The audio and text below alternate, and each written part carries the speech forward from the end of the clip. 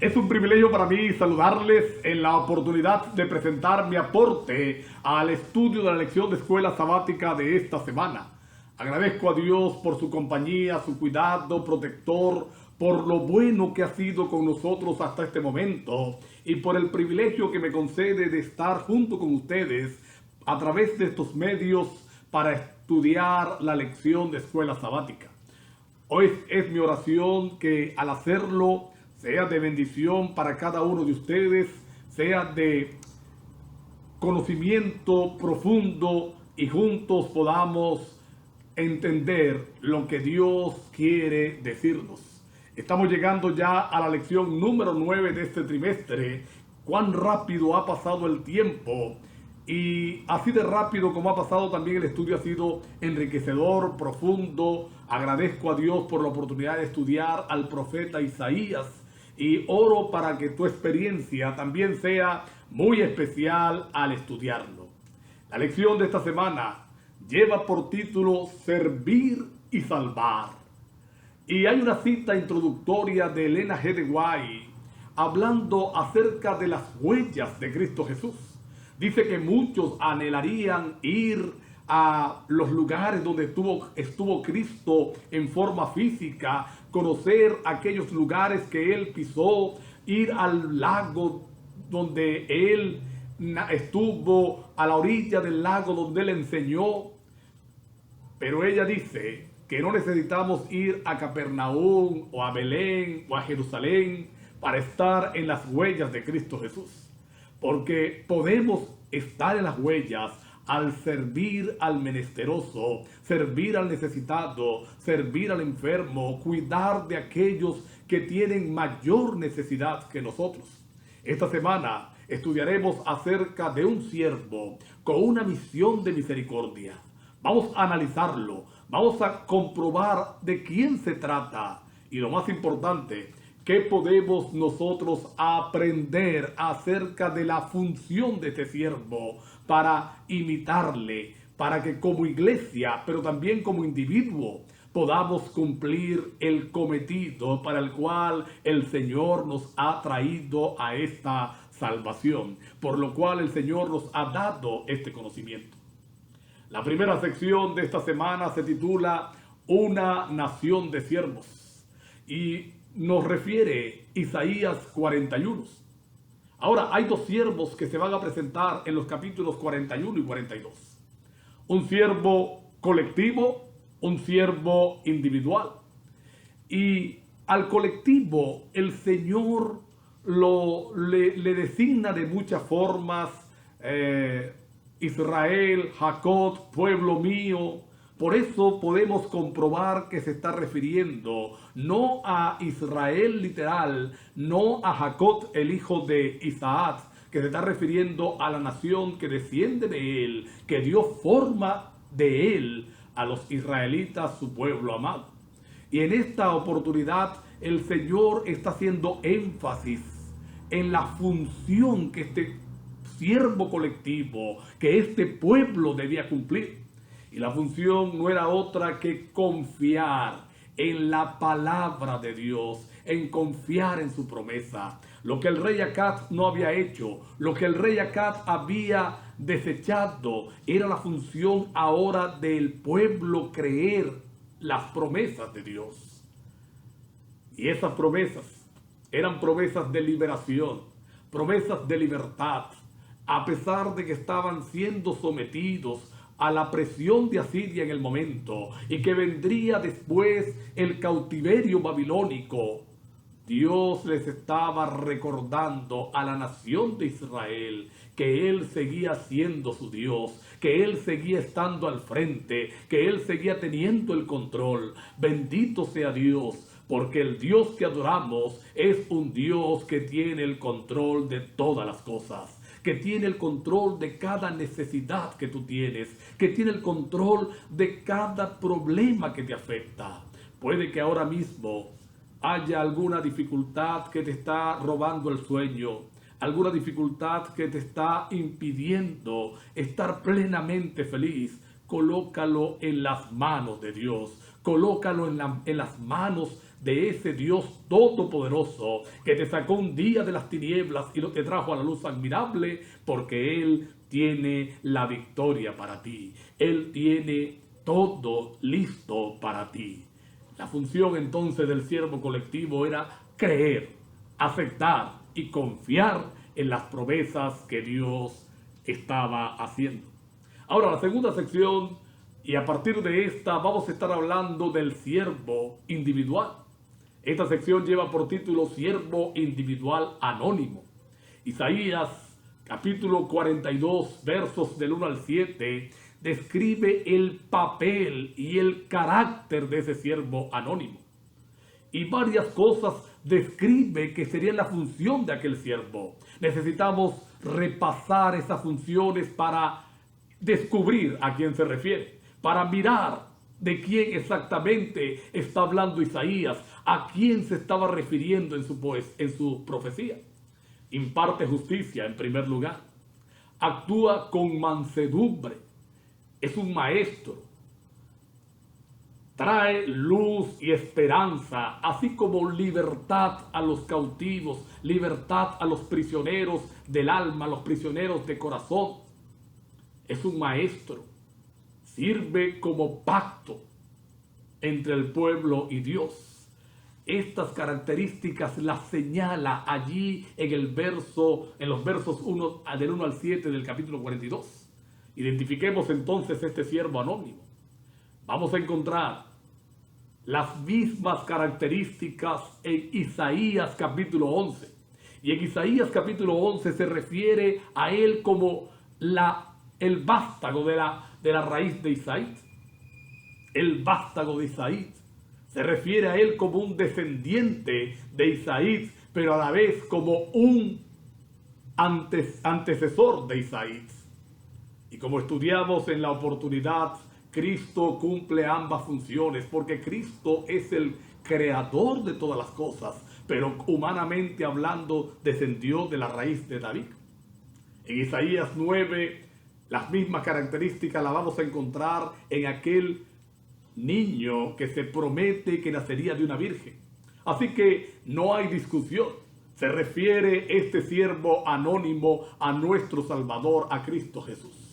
De hecho, Mateo capítulo número 12, de los versos 15 al 21, si lo leemos, vamos a encontrar que él aplica esta cita de Isaías 42 a la obra poderosa de sanación, de curación que Cristo estaba realizando en forma silenciosa, pero de gran contenido. Jesús trajo libertad. De hecho, cuando él se levantó a leer en la sinagoga, según Lucas capítulo 4, verso 16, y lee otro pasaje de Isaías que se refiere al Mesías, él declara: hoy se ha cumplido esto delante de vosotros. Él trajo libertad. Hoy quiere también darte libertad a ti. Quiere darme libertad a mí. Quiere darte libertad en tus luchas, en tus tentaciones, en tu pecado. Si consagramos nuestra vida a Él, Él nos dará plena libertad, porque su función es dar libertad a los oprimidos, es dar libertad a los cautivos, no a los presos literales, no a los presos de cárceles físicas, sino a los presos de una cárcel más terrible, que es la cárcel del pecado, la cárcel de Satanás. Una tercera sección en esta semana vamos a encontrar una relación interesante,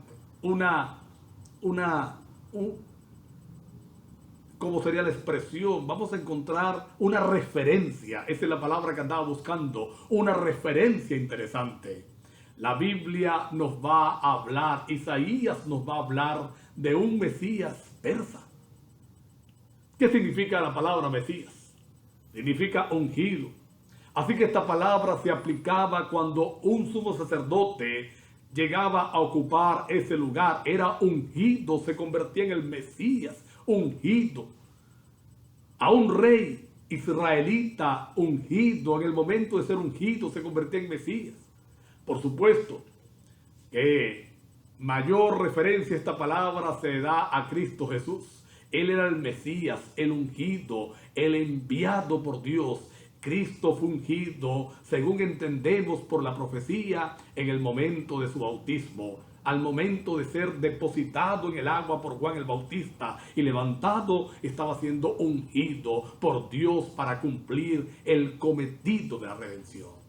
Ahora, en esta parte de Isaías 44-45, el profeta no le va a dar el título a un sacerdote israelita, un rey israelita, ni siquiera al Hijo de Dios.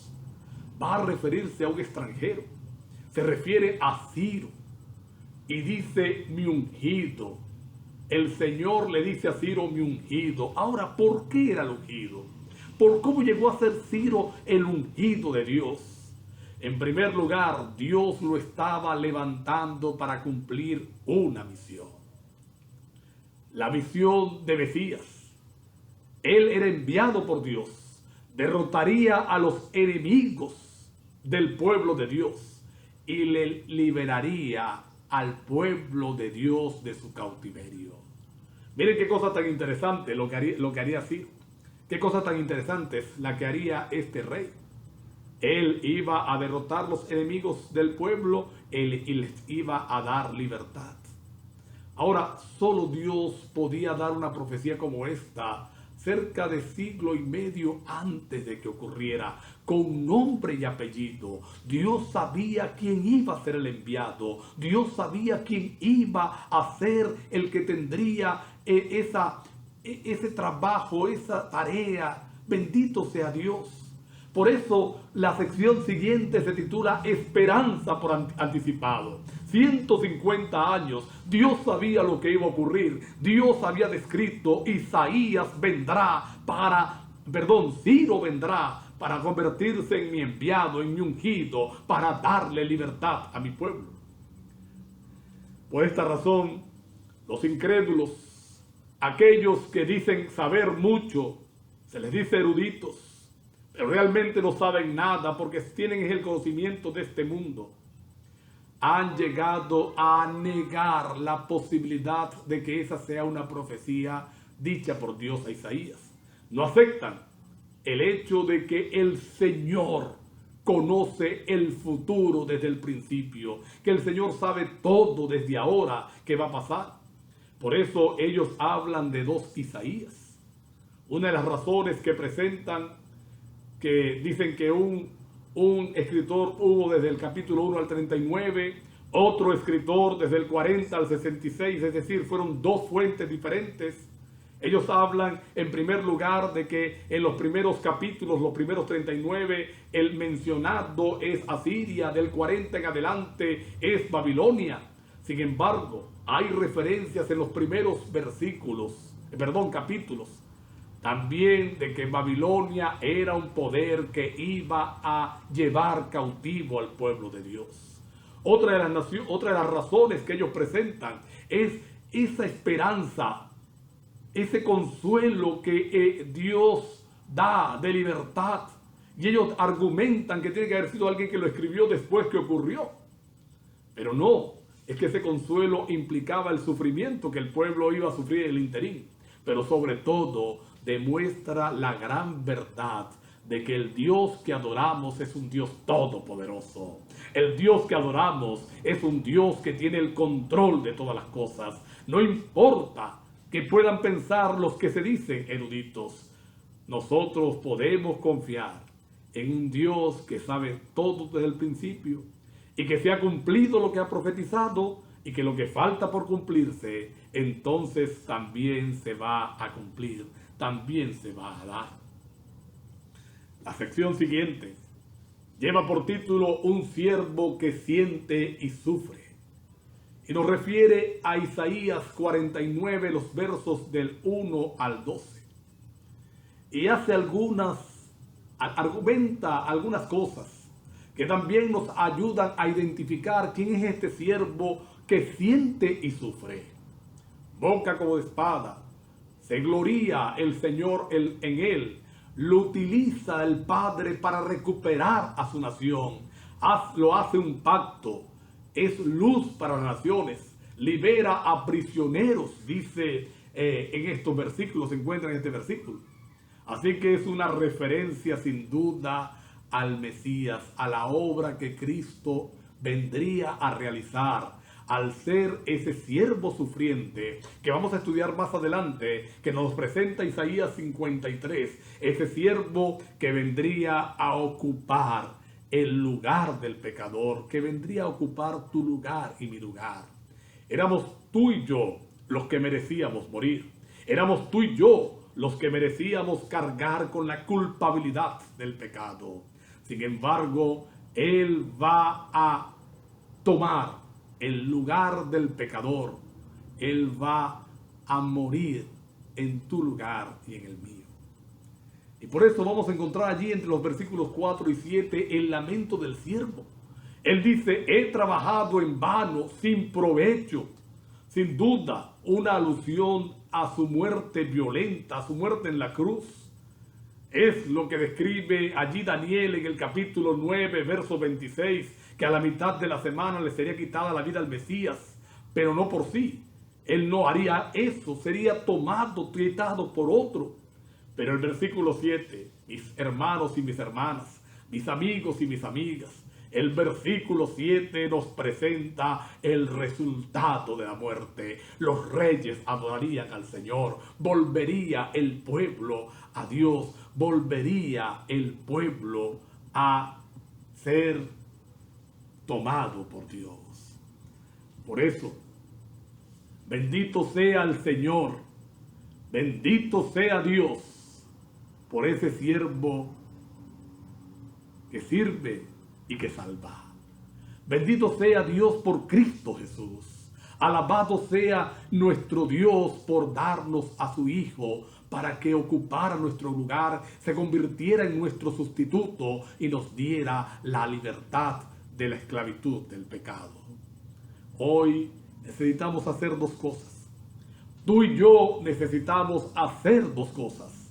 La primera, abrir el corazón a ese siervo, permitirle a Jesús venir y ocupar el lugar del trono de nuestro corazón.